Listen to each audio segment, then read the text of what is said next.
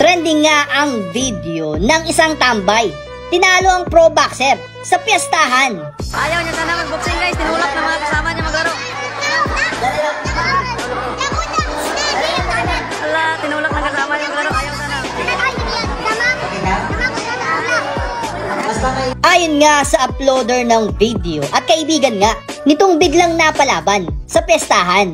Nakatambay lang daw sila dito. Nagkataon nga na nangangailangan ng kalaban itong pro boxer. Kaya nga naman nagkatuwaan sila na itulak itong kanilang kaibigan na pumayag naman na lumaban. Kaya ito ang nangyari. Oh, wala masapato siya, nakapaa.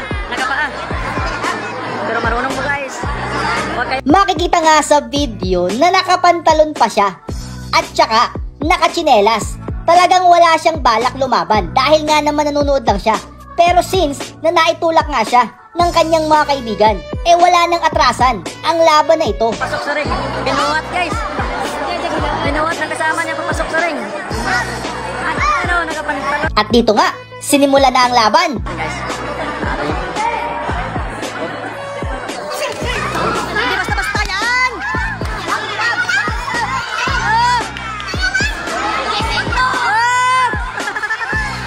At grabe, nagulat talaga ang mga tao dahil nga naman itong tambay nakikipagsabayan sa pro fighter.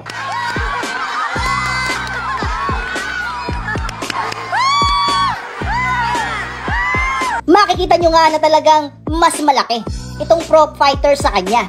Pero mukhang kaya niya ang kanyang sarili dahil nga naman tinatanggap lang niya ang suntok ng pro fighter at hindi umuubra sa kanya. Kaya nga nakikipagsabayan siya ng mga suntok dito nga sa malaking fighter na kalaban niya.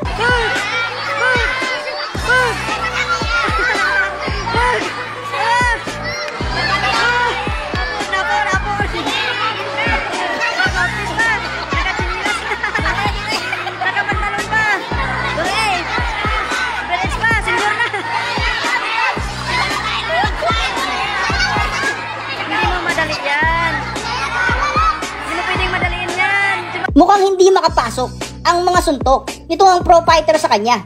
Mukhang itong ating tambay eh meron palang tinatago na galing nga sa pakikipag-boxing.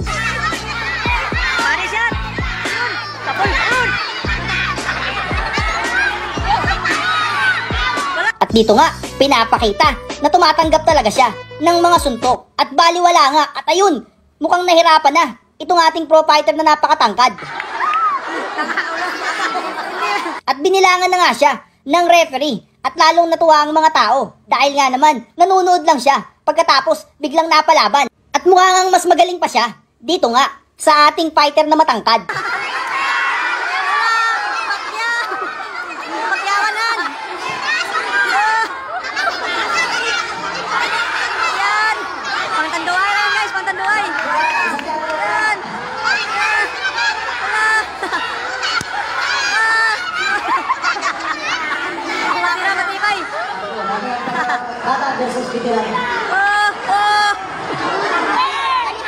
Wala nangin.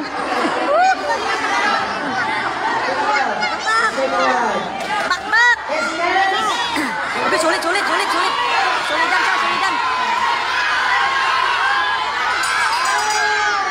At dito nga, natapos na ang first round. At sobrang natuwa ang mga tao. At panoorin nyo hanggang sa dulo dahil tatalunin niya itong matangkad na kalaban niya.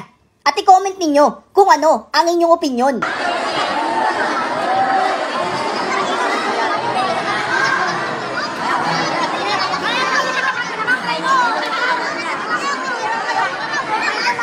guys, 5 pantang guys. 5 lang yan. 5-1 lang height yan guys. 5-1. Kalaban niya 5-7.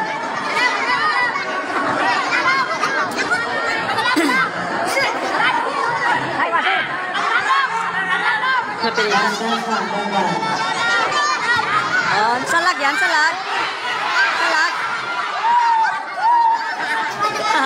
Ayan o. Ayan.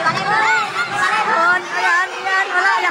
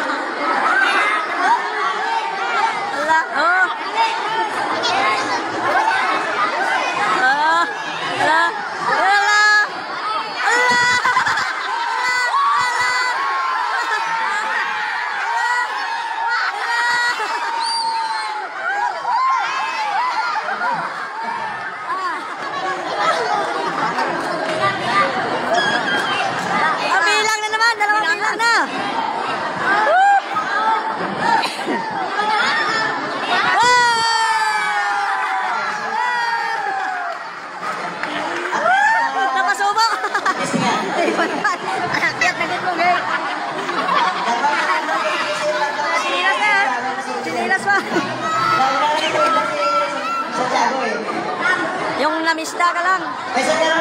Tapos binuhat din ang kasama papunta sa ring.